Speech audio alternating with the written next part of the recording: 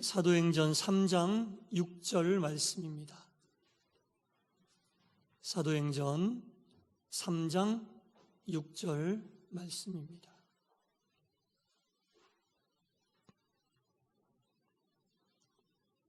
우리 한 목소리로 말씀을 같이 읽도록 하겠습니다. 시작.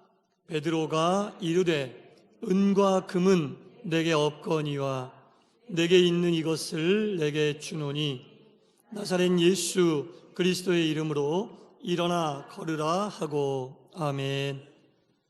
종료주일 주님 전에 예배드리러 나오신 여러분 모두에게 주님의 평안이 충만히 임하시기를 소원합니다. 종료주일입니다. 예루살렘의 어린 나귀의 새끼를 타고 입성하시던 그 예수님을 예루살렘에 있는 유대인들이 종려나무 가지를 들고 환영을 했습니다. 그러나 그 환영은 잠시의 환영이었고 예수님은 이제 고난을 받으실 준비를 하십니다. 오늘 본문 말씀을 통해 예수님께서 이 땅에 오신 진짜 목적, 그리고 이 말씀을 통해 우리가 무엇을 삶의 목적으로 두고 살아가야 할지를 함께 나누면서 은혜되는 귀한 시간 되기를 다시 한번 축원합니다. 아멘. 이 베드로하고 요한이 예루살렘 성전에 올라갔어요. 올라가는 시간은 유대인들이 시간을 정해놓고 하나님께 기도하는 그 시간이었는데, 이 베드로하고 요한이 그 시간에 맞춰 올라가는데 성전에 있는 여러 개의 문 중에 가장 아름다웠다고 이야기하는 미문, 이 미문 앞을 지나가는데 그 앞에 오래된 안진뱅이 거린이 한 사람 있었습니다. 이 사람은 평생 동안 그 자리를 뜨지 못하고 누가 데려다 주면 앉아있고 데리고 가면 가는, 자기의 발로는 움직일 수 없는 장애를 가지고 있는 사람이었습니다. 그리고 그 자리에 앉아서 할 수 있는 일이라고는 지나가는 사람들에게 구걸하는, 생명을 유지하기 위해서 구걸해서 먹고 사는 일을 하는 사람이었습니다. 그 앞을 베드로하고 요한이 지나갑니다. 이 사람은 습관에 따라 지나가는 사람들 모두에게 했듯이 베드로하고 요한에게 자기를 도와달라고 얘기했겠죠. 쉬운 말로 한 푼만 주십시오 라든지 이렇게 얘기했을 겁니다. 이 사람이 베드로하고 요한에게 한 푼만 주십시오 하고 그 베드로하고 요한을 쳐다보는 눈빛을 생각해 보세요. 어떤 특별한 의미가 있는 눈빛으로 베드로하고 요한을 봤겠습니까? 그럴 것 같진 않아요. 왜냐하면 습관적으로 지나가는 모든 사람들에게 다 해야 되는 말이잖아요. 늘 자기의 입에 붙어있던 말이고 특별한 의미 없이 늘 하듯이 베드로하고 요한에게 시선을 주면서 한 푼만 달라고 했을 겁니다. 그 헬라어 원어에도 이 거린이 베드로하고 요한을 쳐다보았다 할 때 이 쳐다보다는 말이 에이도라는 말인데, 이 에이도는 특별한 의미 없이 습관적으로 그냥 쳐다보다, 그런 뜻이거든요. 그런데 그 이야기를 듣고 자신을 쳐다보는 거린을 바라보는 베드로하고 요한의 눈빛은 달랐어요. 에이도의 눈빛으로 베드로하고 요한을 쳐다봤는데 베드로하고 요한은 아테니조의 눈빛으로 쳐다봤습니다. 무언가 의미 있는 눈으로 쳐다보는 거예요. 제가 지금 여러분들을 보듯이 무언가 의미 있는 눈으로 이 거린을 쳐다봤습니다. 벌써 눈빛부터가 다르죠. 거린이 베드로하고 요한을 쳐다보는 것은 에이도로 쳐다보는데 베드로하고 요한은 아테니조로 의미를 가지고 이 거린을 쳐다보고 있었습니다. 그리고 거린이 눈을 마주치면서 한 푼만 주십시오라고 이야기할 때 거기에 대한 대답을 한 것이 오늘 본문 말씀이죠. 은과 금은 내게 없다. 내게 있는 것을 내게 주노니 나사렛 예수 그리스도의 이름으로 일어나 걸으라 라고 말하면서 베드로가 오른손을 내밀었을 때 그 거린이 베드로의 손을 의지하여, 아니 베드로를 통해 역사하시는 예수님의 손을 의지하여 일어나게 된 줄 믿습니다. 기적이죠. 기적이 일어났습니다. 여기 좀 이상한 점이 있어요, 여러분. 이 거린이 베드로에게 수백만 원만 주십시오 그랬겠어요? 수천만 원만 주십시오 그랬겠어요? 절대로 그러지 않았을 겁니다. 근데 베드로는 한 푼만 달라고 하는 이 거린의 요청에 나 한 푼도 없다라고 대답하지 않고 은과 금이 내게 없다고 얘기했어요. 은과 금은 엄청나게 큰 금액을 얘기하는 거예요. 한 푼 달라고 하는 거린에게 굳이 이렇게 단위의 수를 높여서 대답할 필요가 없는 거죠. 나 한 푼도 없어 그러면 되는데 한 푼만 달라고 하는, 예를 들면 1,000원만 주십시오 하는데 나 1억 원 없어 이렇게 대답한 거라고요. 굳이 베드로가 왜 엄청난 그 단위의 차이를 두고 이 거린에게 대답을 했겠습니까? 한 푼만 달라고 하는데 나 은과 금이 없다. 이것에 대한 의문점은 바로 그 다음에 나오죠. 은과 금은 내게 없거니와 내게 있는 이것은 네가 요청하는 한 푼보다 몇십 배 많은 은과 금보다 더 귀한 것이다, 그런 뜻이에요. 지금 나에게 있는 것은 나 주머니 사정이 안 좋아서 한 푼도 없지만, 그래서 너를 도와줄 수 없지만 나는 다른 것을 가지고 있는데 이 다른 것은 당신이 상상하고 있는 그것보다 더 큰 은과 금, 그거보다 더 큰 그것을 내가 가지고 있다. 그것은 바로 나사렛 예수 그리스도다라는 말입니다. 예수 그리스도가 세상의 은과 금보다 훨씬 더 귀하다는 얘기예요. 물질 문명 속에서 살고 있는 그리스도인들에게 시사하는 바가 굉장히 큽니다. 우리는 항상 한 푼만 달라고 하는 이 거린의 심정으로 은과 금을 요구하고 있습니다. 하물며 주님 앞에 나와서도 은과 금을 요구하고 있습니다. 주님이 정말 우리에게 주시고 싶은 것은 은과 금으로 환산할 수 없는 나사렛 예수 그리스도라는 겁니다. 우리 하나님께서는 예수 그리스도를 우리에게 주신 줄 믿습니다. 예수 그리스도는 은과 금으로 살 수가 없어요. 우리는 은과 금을 구하고 있습니다. 그러나 은과 금과는 비교할 수도 없는 예수 그리스도를 베드로는 오늘 이 거린에게 주려고 하는 겁니다. 이 시대를 살고 있는 우리들에게 시사하는 바가 굉장히 크다는 겁니다. 만일 베드로의 주머니에 한 푼이 있어서 한 푼 달라고 하는 거린에게 한 푼을 줬어요. 그리고 그 상황이 종료됐어요. 거린은 좋아했겠죠. 한 푼 달라고 했는데 목적을 이루었잖아요. 그것으로 한 끼 식사를 해결했습니다. 그것 이상도 이하도 아닙니다. 내일 되면 또 배고파요. 악순환이 반복이 되는 거죠. 은과 금의 한계입니다. 한 푼보다 더 많은 돈이 있었어요. 더 많이 줬어요. 더 많은 시간에 식사를 해결합니다. 하지만 시간이 한참 지나고 나면 이 거린은 또 배가 고프게 됩니다.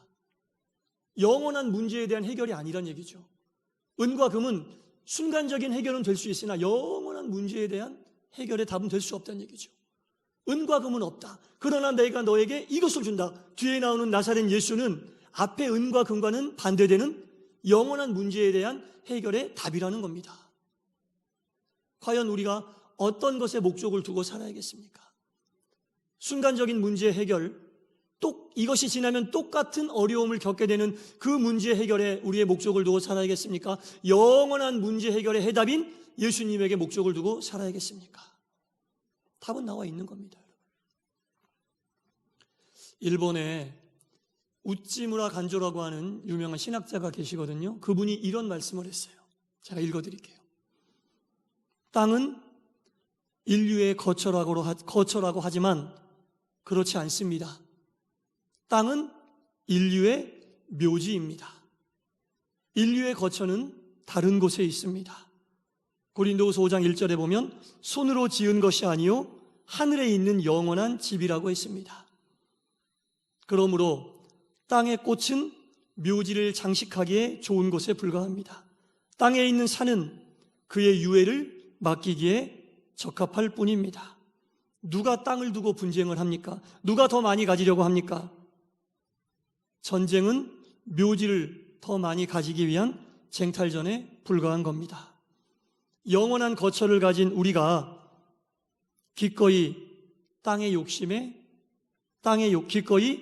대한 욕심을 버려야 합니다. 라는 거죠. 이 땅은 은과 금으로 살 수 있는 겁니다. 우리가 삶을 살면서 은과 금, 땅의 욕심을 가질 필요가 없다는 참으로 생각을 많이 하게 하는 그런 말입니다. 우리가 오늘 걸어온 그 땅도 누군가의 묘지였다는 겁니다. 우리가 보금자리라고 여기고 있는 우리 집의 터도 누군가의 묘지였을 겁니다. 범죄한 아담에게 하나님께서 이렇게 말씀하셨습니다. 창세기 3장 19절에 너는 흙이니 어디로 돌아가요? 흙으로 돌아갈지어다. 사람이 죽는다는 것은 흙으로 돌아가는 거거든요. 이 세상은 흙으로 이루어져 있거든요. 그러므로 이 세상은 묘지라는 겁니다. 너무나 성경적인 이 우찌무라 간조 선생의 이야기입니다. 땅을 더 많이 가지려고 싸우는 것은 묘지를 더 많이 가지려고 싸운다는 거죠. 전쟁을 한다는 것은 좀 더 많은 묘지를 확보하기 위한 인간의 욕심이라는 겁니다. 땅덩어리 자체가 거대한 묘지라는 겁니다. 지극히 성경적인 말씀입니다. 어느 누구도 죽은 이후에 흙으로 돌아가지 않는 사람이 없습니다. 이것은 하나님의 법칙입니다. 아무도 이 법칙에 거스를 수 없다는 겁니다. 우리가 이 땅을 살면서 더 많이 가지려고 하는 은과 금을 가지고 살 수 있는 땅, 이 모든 것이 우리의 삶의 목표요, 목적이 될 수는 없다는 겁니다. 단 한 번뿐인 인생이잖아요. 단 한 번뿐인 인생이잖아요. 이 단 한 번뿐인 인생을 살면서 우리는 무엇을 얻기 위하여 무엇의 목적을 두고 살아갑니까? 우리가 다시 돌아갈 흙인 땅을 목적으로 살아갑니까? 그 땅을 사기 위한 은과 금을 목적으로 살아갑니까? 모든 사람들의 무덤을 더 많이 갖기 위하여 우리에게 주어진 시간을 사용하고 있지는 않습니까? 그것이야말로 허무한 인생이 아니겠습니까, 여러분? 그래서 오늘 본문에서 베드로는 은과 금은 내게 없다. 혹 있더라도 너에게 이것을 내가 주지 않는다. 은과 금을 준들 이 사람이 며칠이나 배부르게 먹겠습니까? 그리고 시간이 지나면 이 거린도 흙으로 돌아가는 거예요. 그 흙으로 돌아가는 그 순간, 그 이후에 영원한 삶이 보장되어 있느냐? 그게 아니라는 거죠.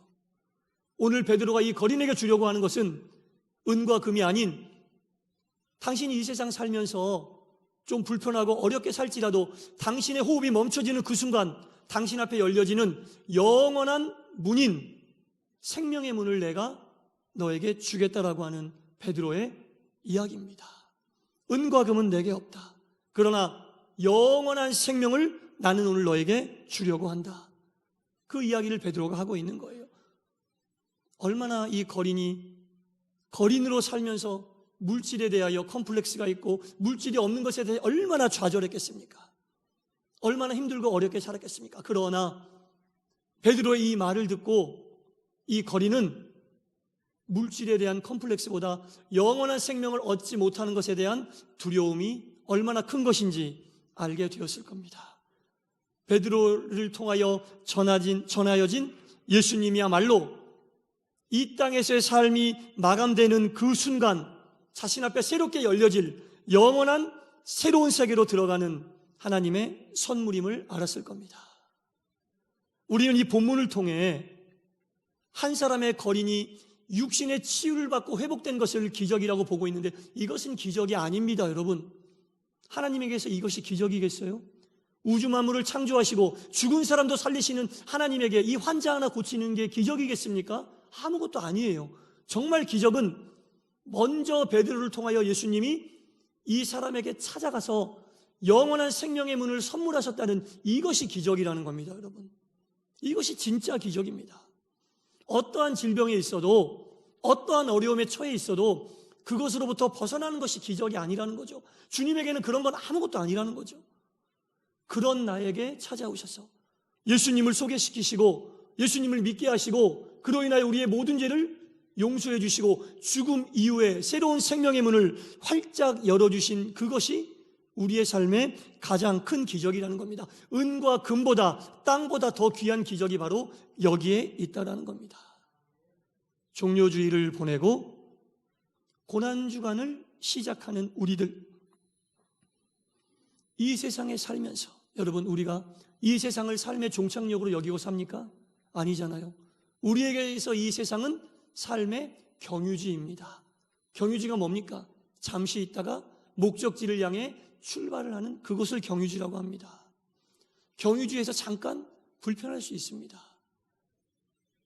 비행기를 타고 가다 보면 경유하는 비행기를 타고 가는 경우가 있어요. 경유지에 내리면 굉장히 힘들어요. 비행기를 타고 장시간 여행한다는 게 어렵잖아요. 빨리 목적지에 가서 쉬어야 되는데 경유지에 잠깐 쉬면 마땅히 쉴 데가 없습니다. 공항에 있는 의자에 몸을 기대든지 공항 안에서 뭔가를 해결해야 되기 때문에 굉장히 불편합니다. 그럼에도 불구하고 우리가 그 경유지에서 버티고 견딜 수 있는 이유는 목적지에 가서 편하게 쉴 수 있기 때문에, 그래서 경유지에서 어려움을 버틸 수 있는 거잖아요. 이 세상은 믿는 자들에게는 목적지가 아니라 경유지입니다. 이 거린이 깨달았어요. 내 육신이 고침받은 것도 중요하지만 베드로를 만남으로 인하여 진짜 내가 이 경유지에서 목적으로 삼아야 될 분이, 목적으로 삼아야 할 곳이 어떠한 곳인지 이 거린은 깨달았던 겁니다. 이 거린에게 엄청난 기적이 일어난 거예요. 예수님을 만나게 되었을 때 자신의 육신의 질병의 고침도 받았지만 뒤틀려져서 삶의 죽음을 맞이하면 흙으로 돌아가는 것으로 끝날 수밖에 없었던 인생이 영원한 생명을 얻게 되는 놀라운 기적을 체험하게 된 것입니다. 참으로 놀라운 기적이 아닐 수 없습니다. 사랑하는 성도 여러분, 우리에게 주어진 이 시간들, 더 이상 성전 미문 앞에서 은과 금만을 구하지 않으시기 바랍니다. 더 많은 땅은 사기 위하여 은과 금을 구하지 말고, 은과 금은 내게 없으나 내게 있는 것을 내게 주노니 그것은 바로 예수 그리스도라고 하는 그 음성을 들으시기 바랍니다. 그리하여 참 생명 되신 예수님을 믿고 그분이 이 땅에 오셔서 우리를 살려주셨다는 그 사실을 믿고 그분을 우리 삶의 목적으로 두고 그분을 의지하며 그분으로 인하여 우리의 이 경유지에서의 삶이 기쁘고 즐겁고 행복하시기를 주님의 이름으로 간절히 축원합니다. 기도하겠습니다. 하나님, 우리가 이 땅을 살아가고 있습니다. 단 한 번뿐인 인생입니다. 이 단 한 번뿐인 인생을 살면서 무엇에 집중해야겠습니까? 은과 금과 땅을 우리의 삶의 목표로 삼고 집중하며 살아야겠습니까? 베드로는 은과 금을 요구하는 거린에게 말했습니다. 은과 금은 내게 없거니와 내게 있는 것을 내게 주노니 나사렛 예수 그리스도의 이름으로 일어나라고 명했습니다. 그것은 이 거린의 육신의 질병을 고쳐주는 것만으로 끝나는 것이 아니라 이 거린의 영혼을 일으켜 세우는 참으로 기적인 사건이었습니다. 이 일로 인하여 이 거린은 육신의 질병은 물론 영까지 구원받는 놀라운 역사의 현장의 증인이 되었습니다. 하나님 아버지, 이 거린과 같이 죽을 수밖에 없는 뒤틀려진 인생을 살아가는 저희들이 이 거린에게 예수님이 먼저 찾아오셔서 베드로를 통해 역사하셨던 것처럼 우리에게도 먼저 찾아오셔서 예수를 믿게 하신 줄 믿습니다. 믿게 하셨사오니 우리의 영생이 보장된 줄 믿습니다. 평생을 살아가며 예수님에게 집중하고 예수님을 삶의 목적으로 삼는 우리 모두의 삶이 되게 하여 주옵소서. 예수님 이름으로 기도드리옵나이다.